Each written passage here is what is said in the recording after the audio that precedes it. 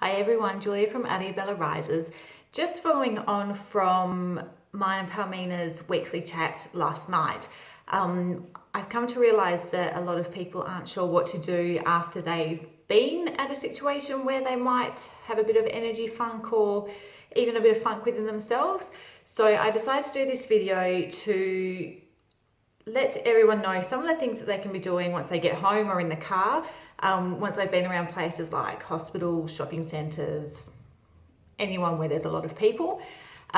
So for me, what I do is I do it as soon as I get in the car. When I'm driving along, I do white light grounding again and shielding.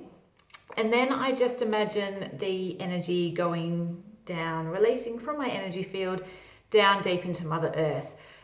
Sometimes it's enough, sometimes it isn't. So I then ask Michael, Archangel Michael, to come in, and I ask him to cut any cords of attachment that may have formed and to release any energy in my field or even in my cellular level with his sort of white light. So I do that as well.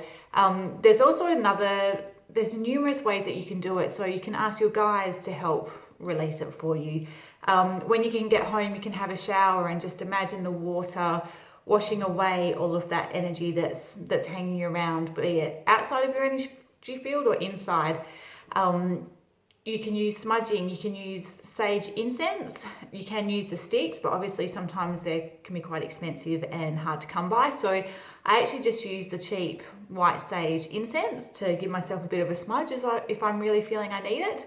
And I also use, with a recommendation of Kit and Eliza, my Native American guides, I use my rattles. So I just stand there.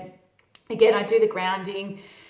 Then if I'm really feeling like it, I will ask Kit and Eliza to step forward and do what they need to do to clear my energy. And then just as simple as doing it everywhere around. So I start from my feet, I go all the way around, and then front to back as well. And then I really concentrate on my head, because obviously your third eye and your crown chakra is where a lot of the psychic activity comes from.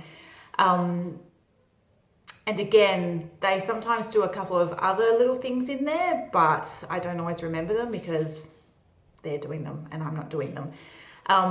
If you don't have a rattle, you can use anything, be it bells, some people have got singing bowls or things similar to that, or you can also use Palmina style of just banging some pots around you, just whack them out there, and just say to them, like if you're feeling it's more spirit based or anything like that, just say to them, go away. I don't need you here. I don't want you here. Now is not the time. Please go away.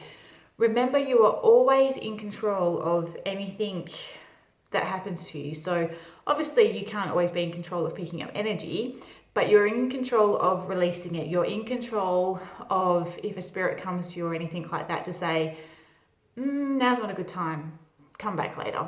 Or I'll let you know when I'm ready, come back later. Or if things are feeling too intense, you can ask your guys to tone them down and things like that. So remember, you are always in control of anything that happens to you spiritually. It may not feel like it sometimes, but you totally are.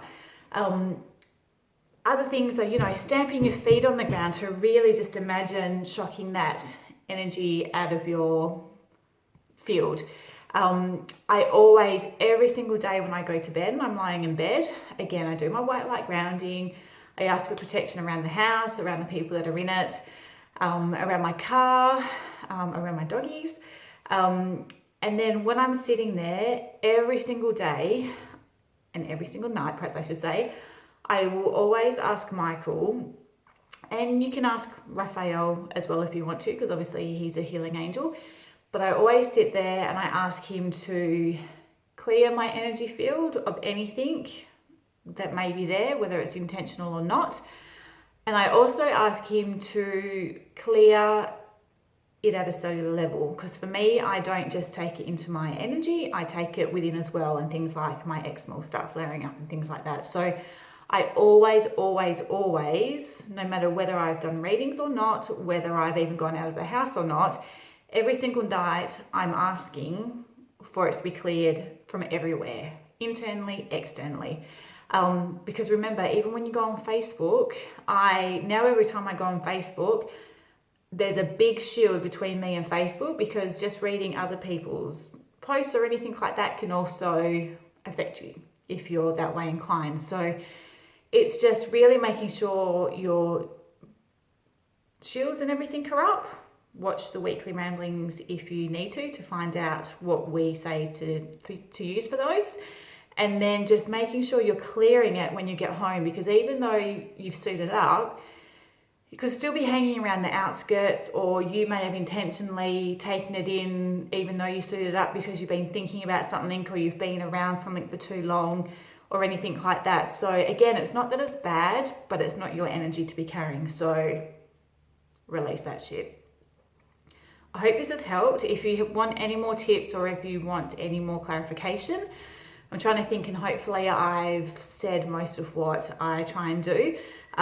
But as soon as you leave somewhere, get in that car. You know, you don't have to be sitting meditating doing it. You can just be sitting in your car while you're driving along and be clearing your system out as well. Obviously, again, if you feel like you need it more, then obviously, yes, when you get home, have a bit of a lay down or a sit down, close your eyes and get your guides and Michael involved.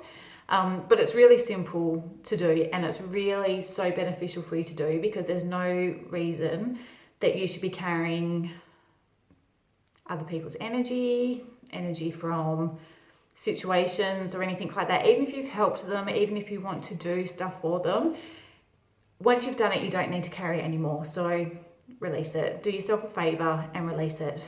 Till next time, keep walking the spiritual path.